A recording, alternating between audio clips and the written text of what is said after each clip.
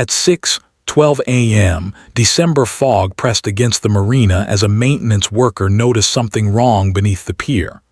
A stillness out of place. A shape where water should move. Patrol lights cut the gray, notebooks opened, gloves snapped on, and a young woman's absence from life became a presence in evidence. If you like stories like this, make sure to subscribe and like the video. San Francisco in late December carries a particular weight for men who have lived long enough to know how years close.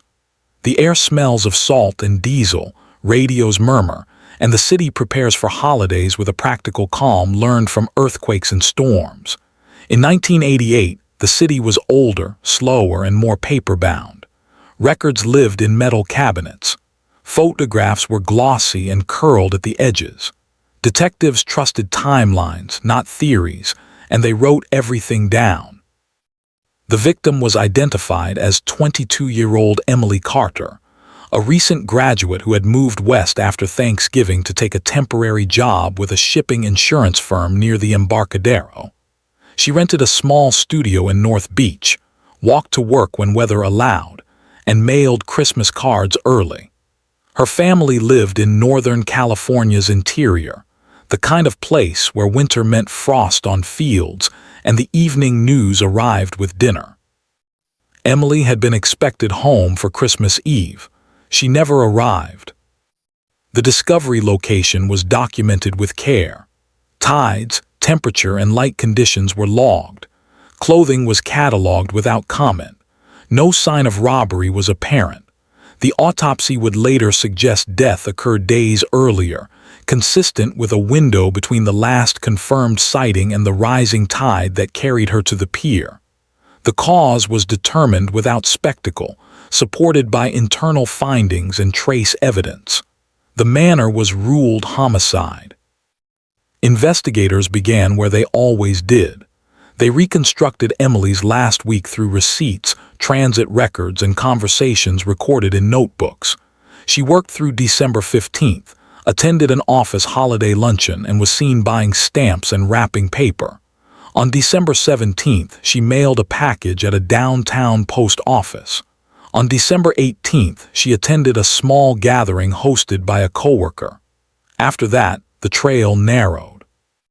Witness interviews produced fragments rather than answers. A neighbor recalled hearing footsteps late one night. A clerk remembered a young woman asking about ferry schedules. A bus driver thought he recognized her face but could not be certain.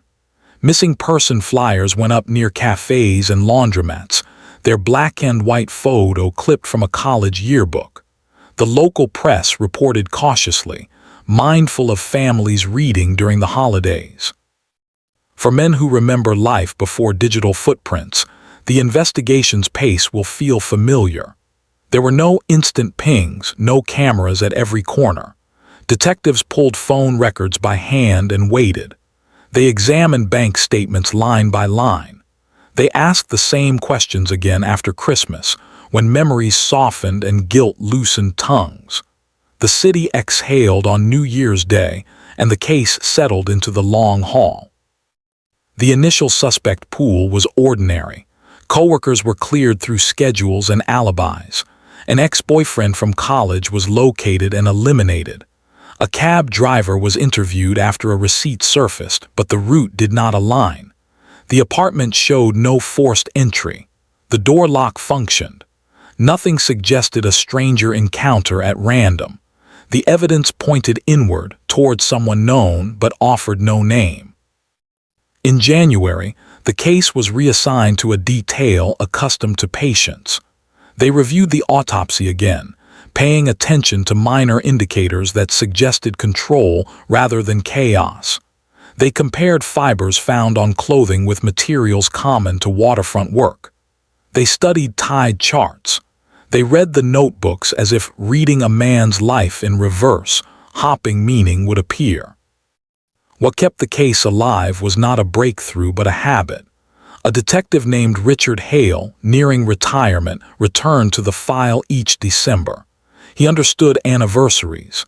He knew families measure time differently after loss. Hale had grown children and a mortgage paid down through years of steady work.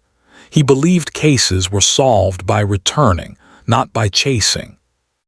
In 1992, during a routine audit of stored evidence, a clerk discovered an envelope misfiled among administrative correspondence. It bore Emily Carter's name in careful handwriting. Inside was a letter addressed to no one, postmarked December 17th, never sent. It was not dramatic. It was precise. Emily wrote about feeling uneasy after accepting help from someone she trusted, about plans to meet near the waterfront to discuss a mistake involving paperwork. She noted a license plate number, written once, then again as if to be sure. The letter did not accuse. It did not predict. It simply recorded. For investigators trained to respect paper, it was a gift. They verified the plate through motor vehicle records, an old process requiring forms and patience. The vehicle belonged to a man named Thomas R. Keller, age 39 in 1988, employed by a maritime logistics contractor with access to docks and schedules. Keller had been interviewed briefly in the original inquiry as a peripheral contact. He had helped Emily retrieve documents after hours. His alibi placed him at work late, supported by a supervisor who no longer remembered the night clearly. The letter reopened the question. Detectives requested employment records, time cards, and security logs. Discrepancies appeared. A clock-out time had been altered. A signature did not match others on the page. They brought Keller in again, years older now, careful and defensive. The interview was recorded on tape, methodical, respectful. Investigators confronted him with the letter's contents, not the letter itself. They asked about the license plate. They asked about the meeting.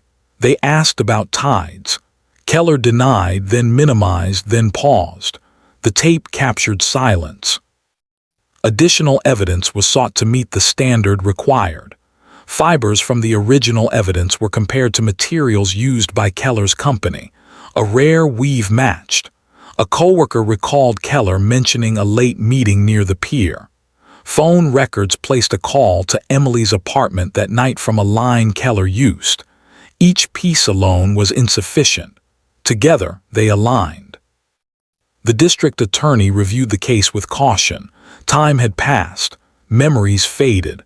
But the letter, authenticated through handwriting analysis and ink dating, anchored the timeline. In 1994, Keller was charged. The trial unfolded without theatrics. Experts testified. Records spoke. The jury deliberated. A verdict was reached based on law, not sentiment. Keller was convicted of second-degree murder and sentenced accordingly. Emily Carter's family attended quietly, their grief contained. The city moved on, as cities do. Files were closed. Hale retired and kept a copy of the letter, not as a souvenir but as a reminder that details matter. In San Francisco, December still brings fog and restraint. For those who lived through it, the case stands as a lesson in patience. A letter written without flourish, saved by chance and read by men who understood paper, solved what noise could not. The holidays returned. The archive stayed cold. Justice, once delayed, arrived and stayed. The early years after the charge were marked by procedural work rather than public attention. Motions were filed and answered. Evidence storage logs were reviewed to ensure integrity. Appeals were anticipated and prepared for with the same discipline that built the case. For investigators, the work shifted from pursuit to preservation. For Emily's family, time remained divided between ordinary life and court calendars, holidays marked by absence rather than celebration. San Francisco newspapers revisited the story with restraint, focusing on the role of documentation and the quiet persistence of records. Editorials avoided drama. They noted how the city's institutions functioned when allowed to do so, slowly and within the rules. Older readers recognized the pattern. They had seen factories close, children grow, and seasons repeat. They understood that some answers require years. As winter returned each year, the waterfront looked unchanged. Piers aged, paint peeled, ferries came and went. Yet the file, now thicker, held its place in the archive. It became a reference point for training younger detectives in method. The lesson was simple: write everything down. Keep what seems small. Return when others move on. The city, with its fog and patience, had provided the rest. For men listening decades later, the cadence of the case mirrors their own lives. Work done without applause. Responsibility carried through holidays. Faith placed in systems that reward care. The letter did not shout. It waited.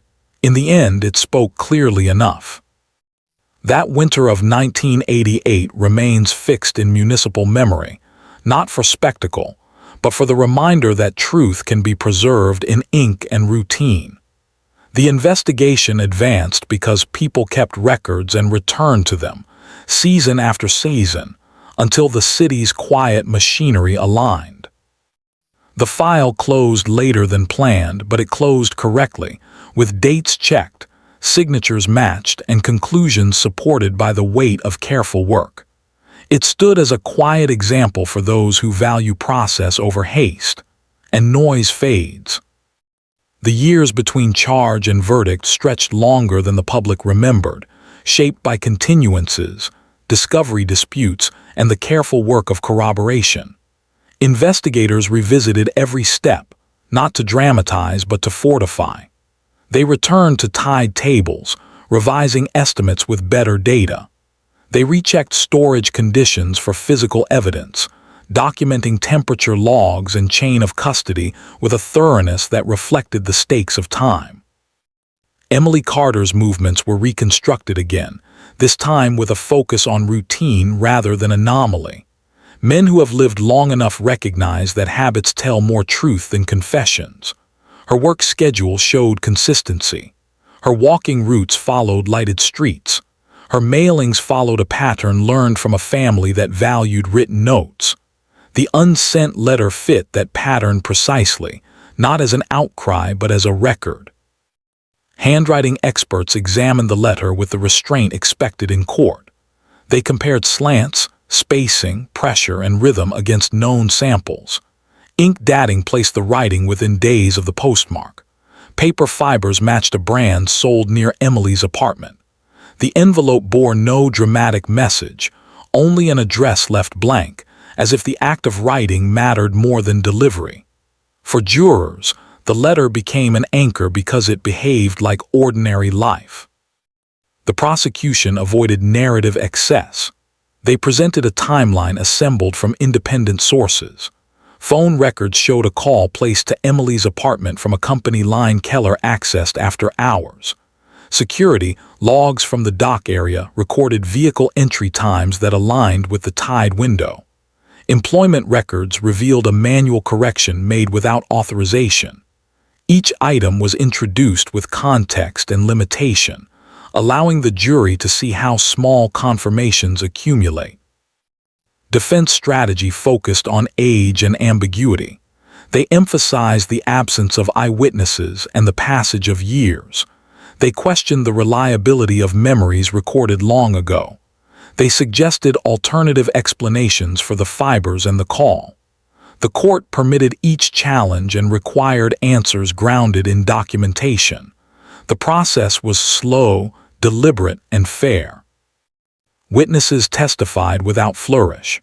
A coworker described Keller's access to schedules and keys, noting nothing unusual beyond proximity. A supervisor acknowledged the altered time card and the lack of a policy allowing such changes. An analyst explained fiber comparison methods, careful to state probabilities rather than certainty. A forensic pathologist reviewed the autopsy findings, speaking to timing and indicators without sensational language. The letter itself was admitted after foundation was laid. Jurors were instructed to consider it as evidence of state of mind and documentation, not prophecy. Its power lay in restraint. Men who read letters know when a page reflects caution rather than drama. The prosecution never claimed the letter solved the case alone. They argued it focused the lens. Deliberations took time. Jurors asked for exhibits, requested clarifications, and revisited timelines. When the verdict came, it was unanimous and quiet. The court recorded it, and proceedings moved to sentencing. The sentence reflected statute and precedent, acknowledging the severity without spectacle.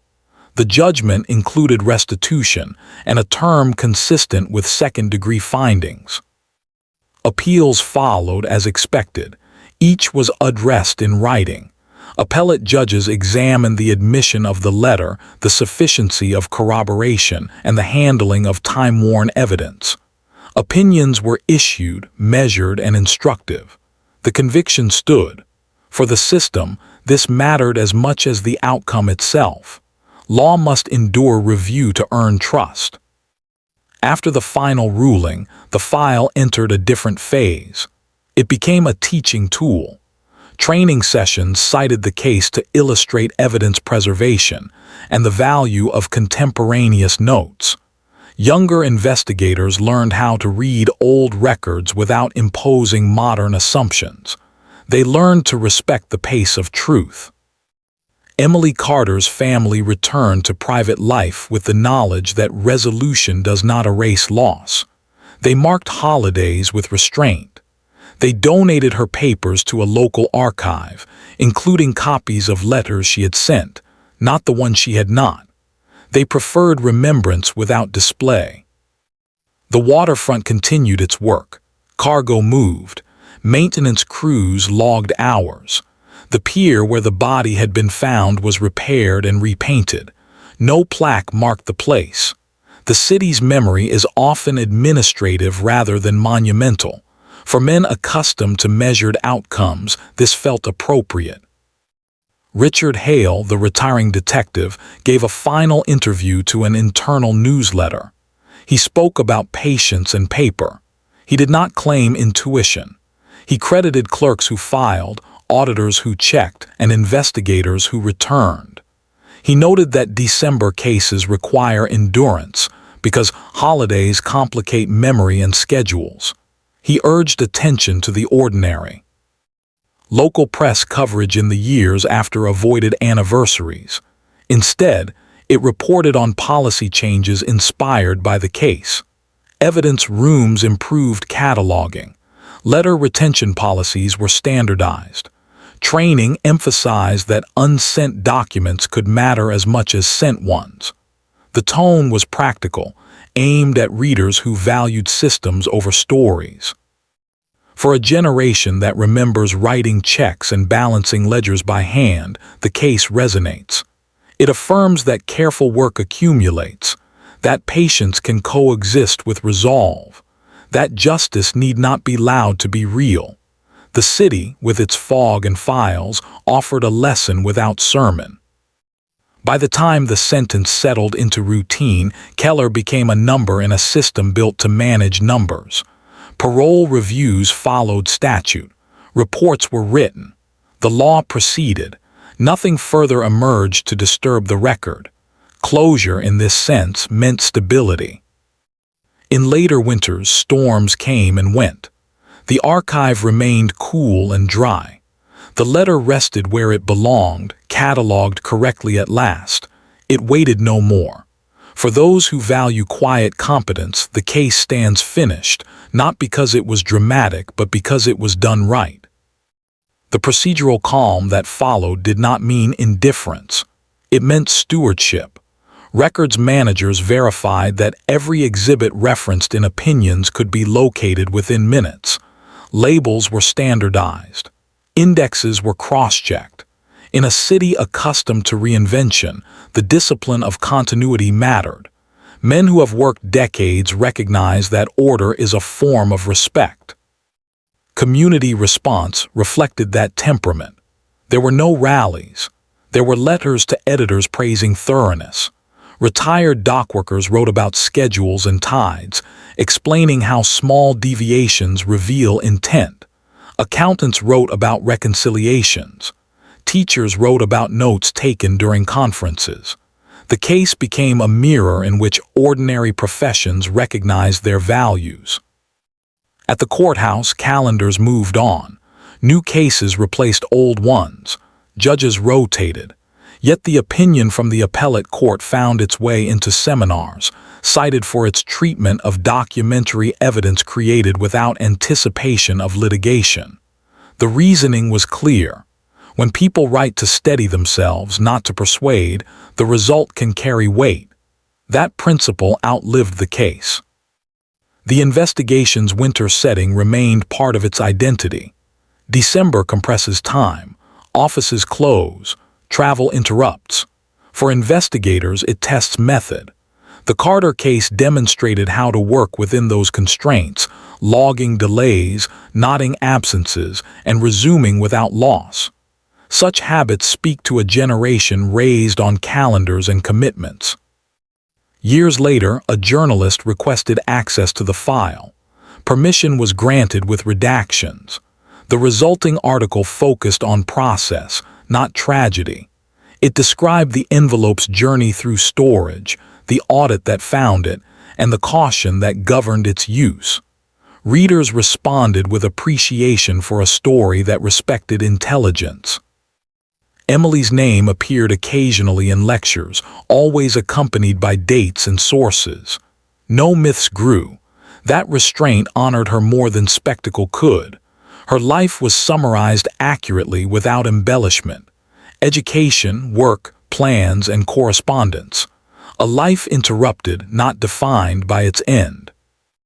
As technology advanced, the department digitized portions of the archive. Scans were verified against originals. Metadata was added. The letter's scan included notes about paper and ink, preserving context. Digitization did not replace custody, it supplemented it. Older hands supervised the work, ensuring that convenience did not erode meaning. For those listening now, the cadence remains steady. It is the sound of files opening and closing, of stamps applied, of winters passing. The case resolved not through confession or chance, but through accumulation. That lesson remains serviceable in any season. When the final parole review occurred, it followed statute and record. The decision referenced the conviction, the absence of new evidence, and the conduct reports. It concluded without flourish. The system did what it was designed to do. No headlines followed.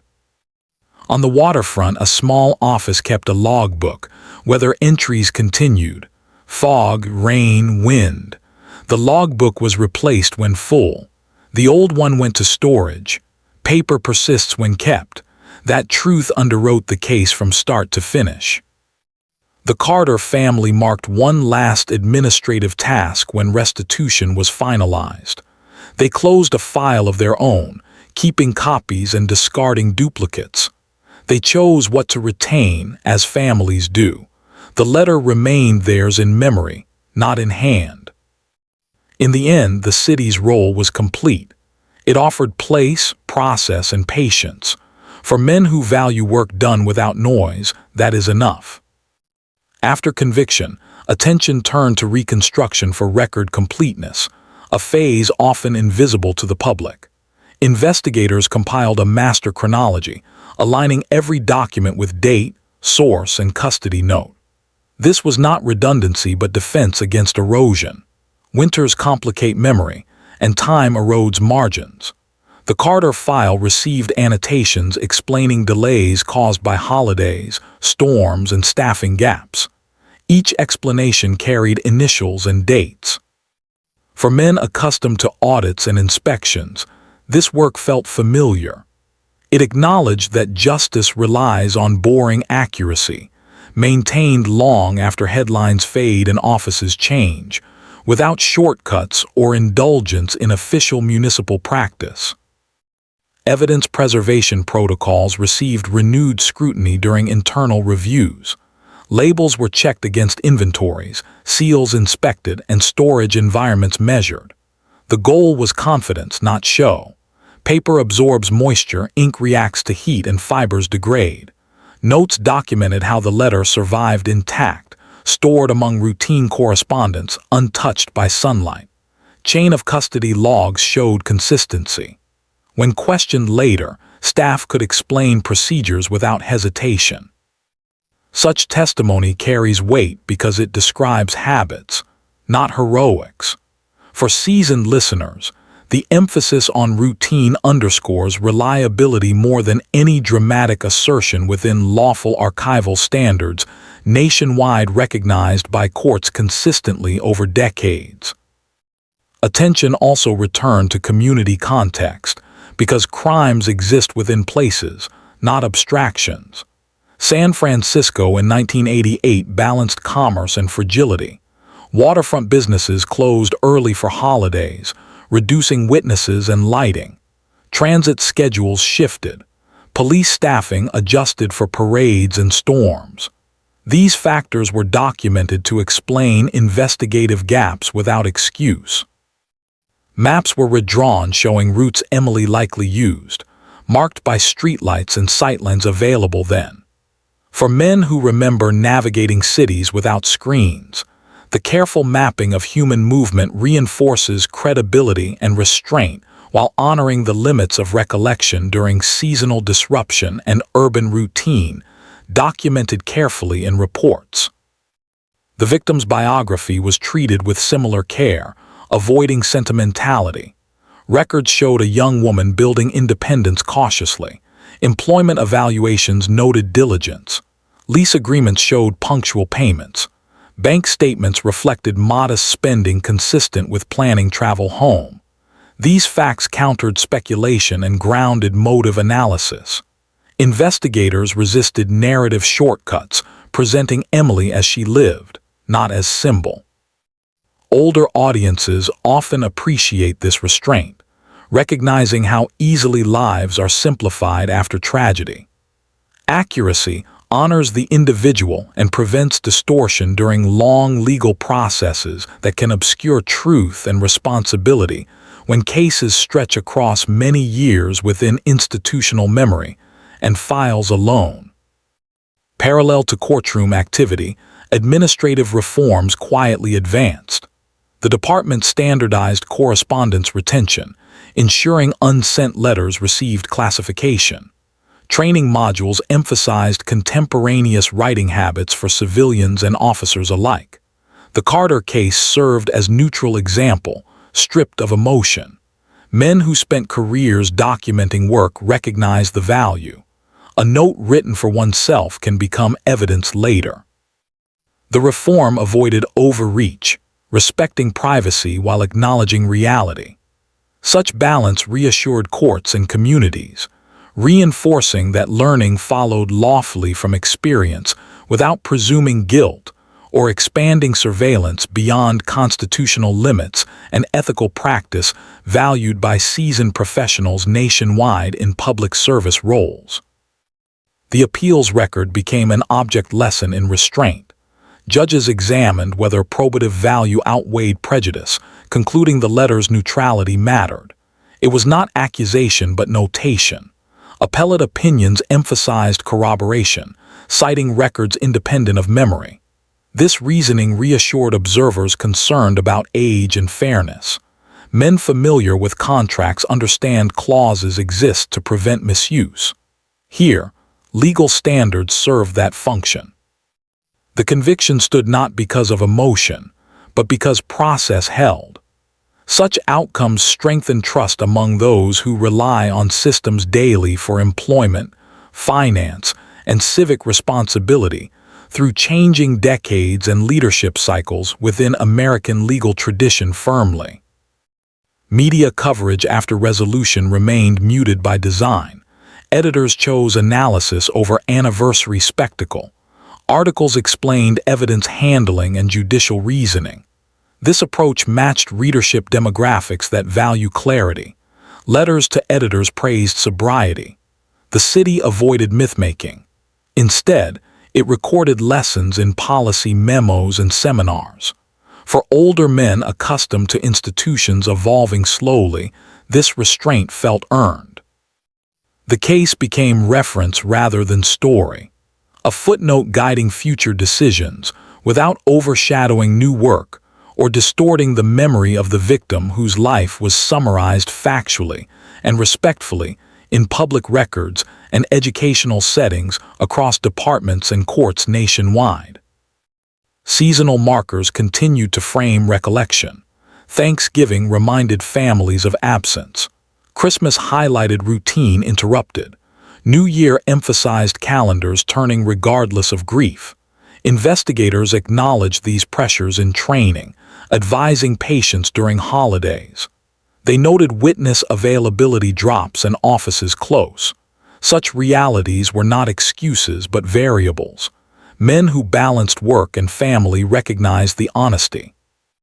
The Carter investigation demonstrated planning around seasons rather than forcing progress. A lesson applicable beyond policing and relevant to any long-term project managed by professionals accountable to outcomes within complex organizations and communities facing time, weather, and human limits every working year. Quiet aftermath defined the years following final review. No new theories emerged. No alternative suspects gained traction. Files remained closed but accessible. This stability mattered. For Emily's family, certainty replaced speculation. For the city, confidence replaced doubt. Men who value closure understand its modest form. It does not restore, but it steadies.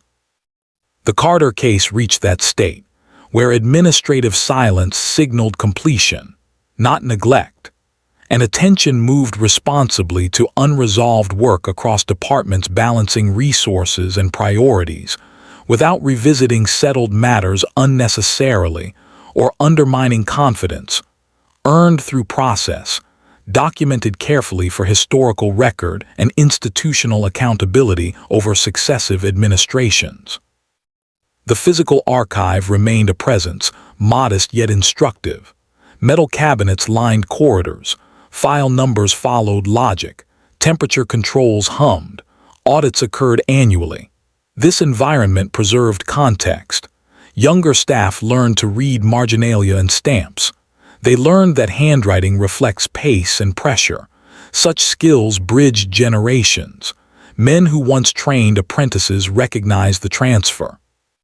The Carter file, consulted sparingly, taught more through its order than its content, reinforcing standards quietly without sensational emphasis or narrative intrusion into the disciplined practice of record, keeping required for lawful investigation and adjudication within complex metropolitan justice systems, operating year-round through decades. The waterfront itself offered no commentary, only continuity. Repairs erased markers, schedules resumed, logs filled. The place returned to function. This neutrality mattered, preventing sites from becoming symbols. The city honored victims through procedure, not monuments. Men who have seen projects completed understand this ethic. Work done well leaves little trace.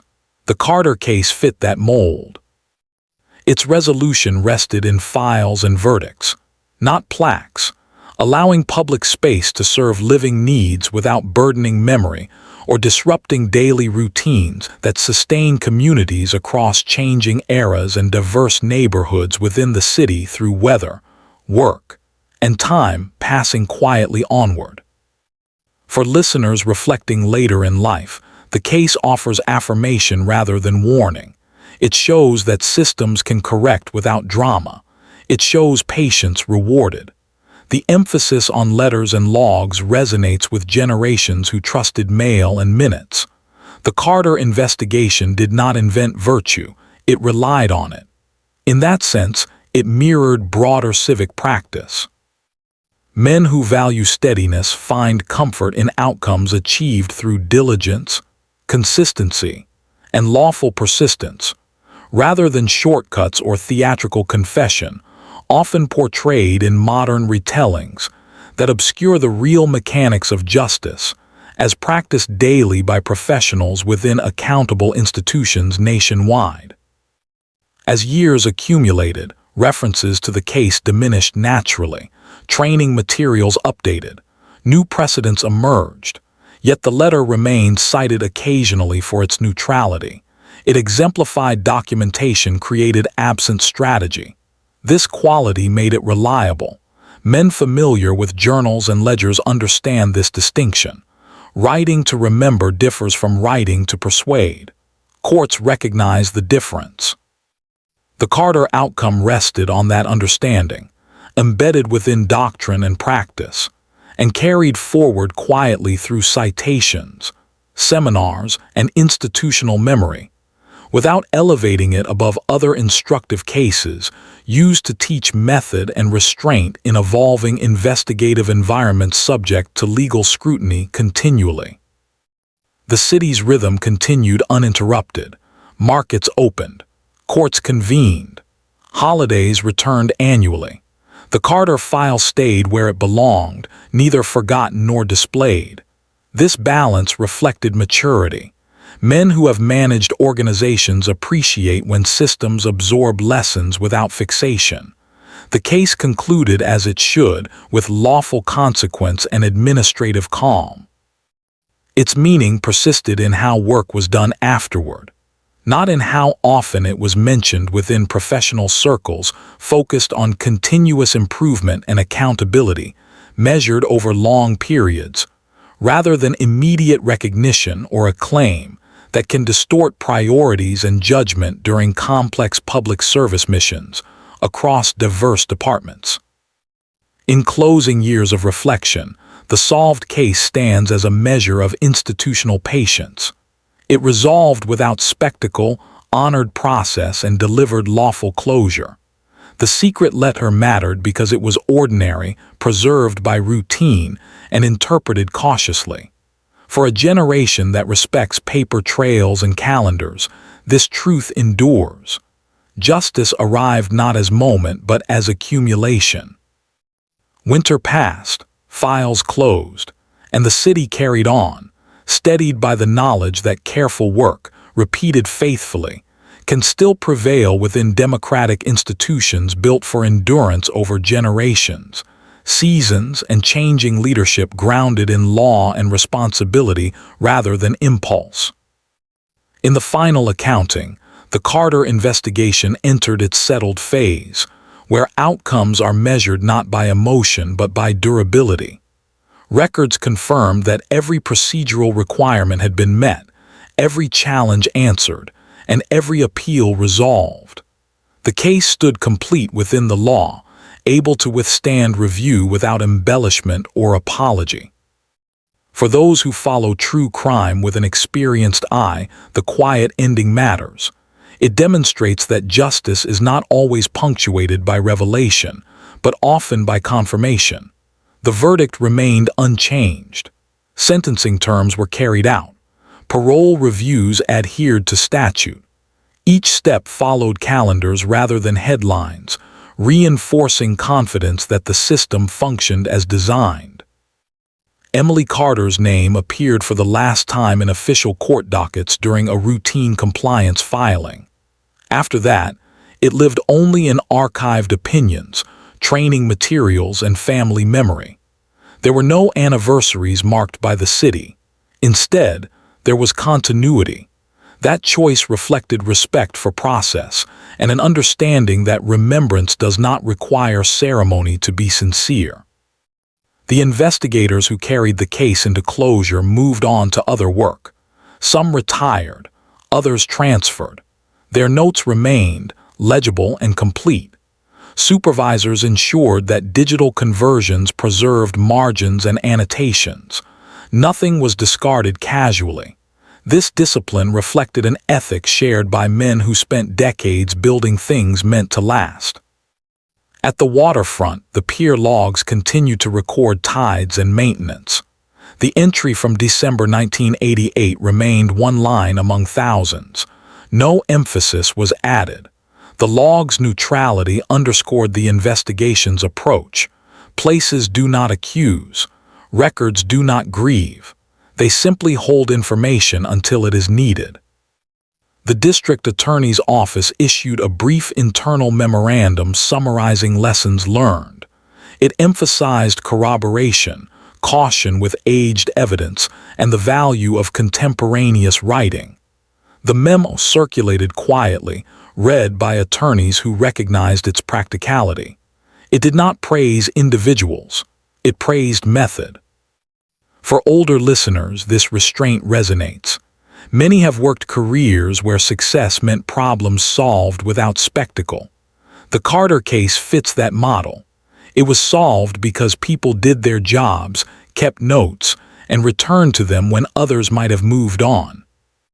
Winter framed the beginning and the end.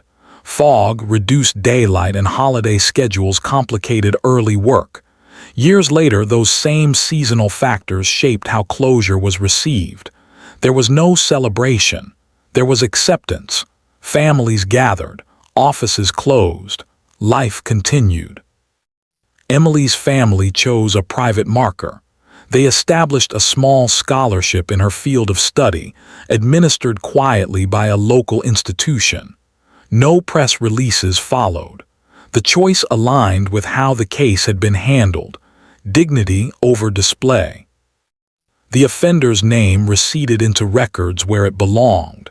His legal status was updated periodically, each entry routine and unremarkable.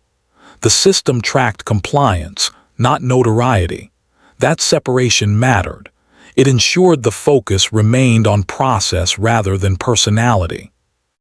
In professional circles, the case became shorthand for a principle: ordinary documents can matter if preserved properly.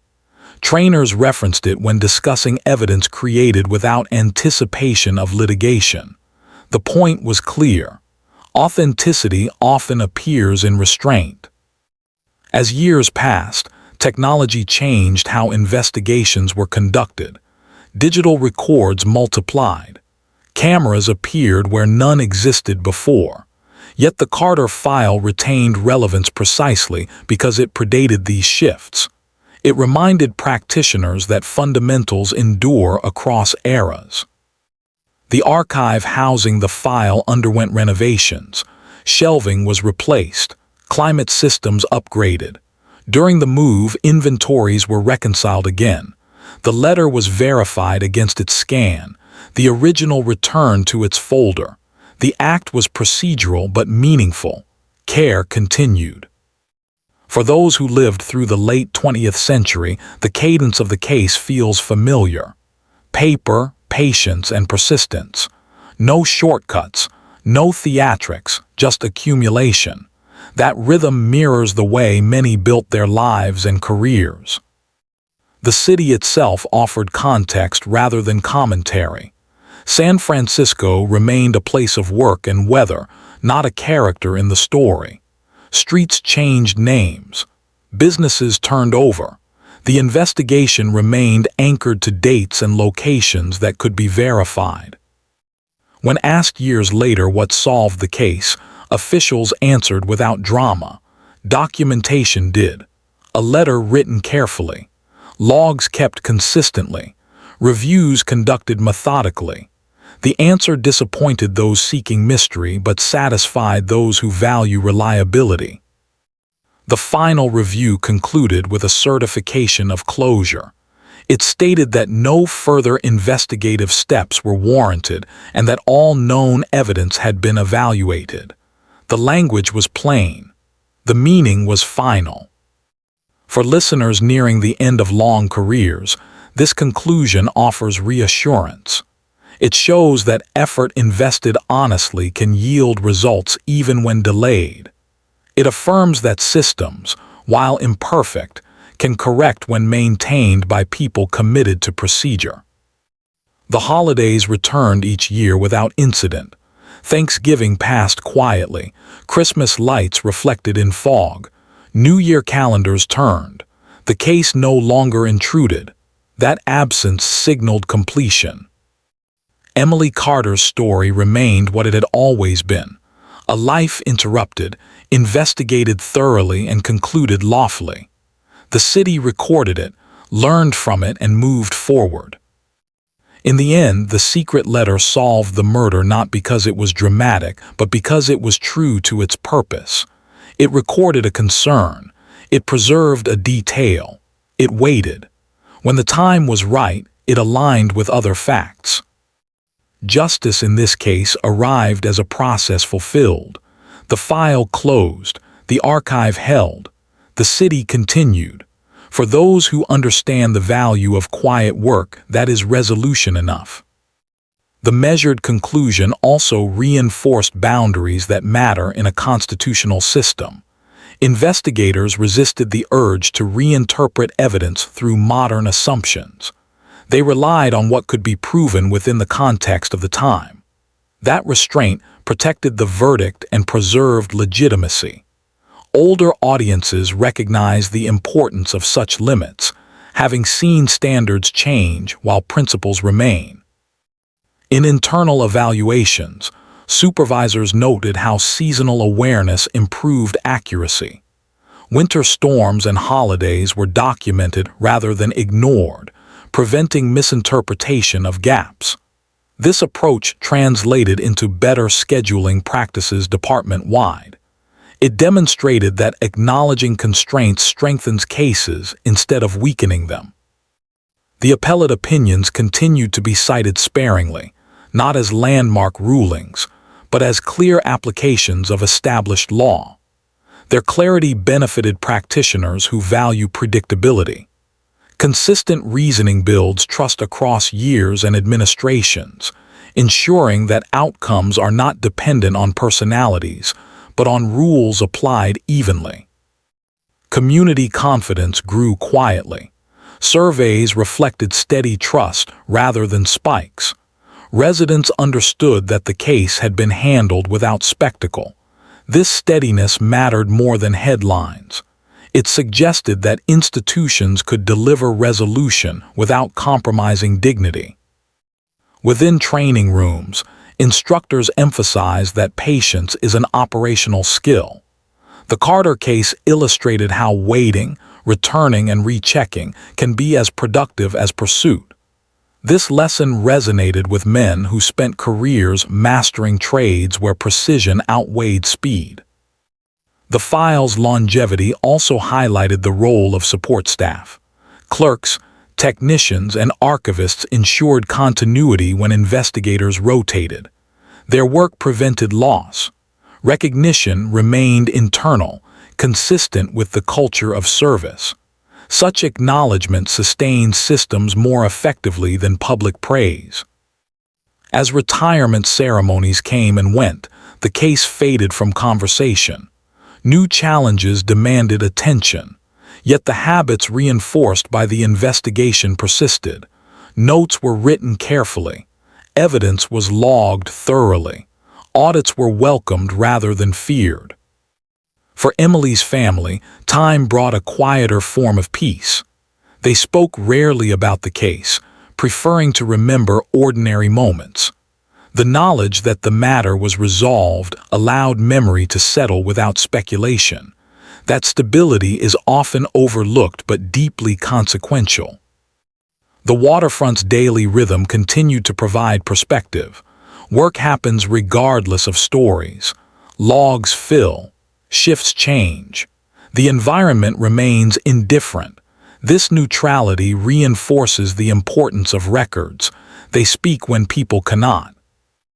In retrospect, the case stands as a testament to accumulation. No single act solved it. Many small acts did. This understanding aligns with the values of those who have built lives through steady effort rather than sudden change.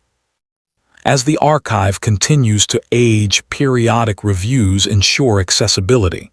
Labels remain legible. Digital backups are verified. The Carter file is rarely open now, but when it is, it yields clarity without confusion. That is the mark of completion. The final note in the administrative ledger reads simply that the matter is closed.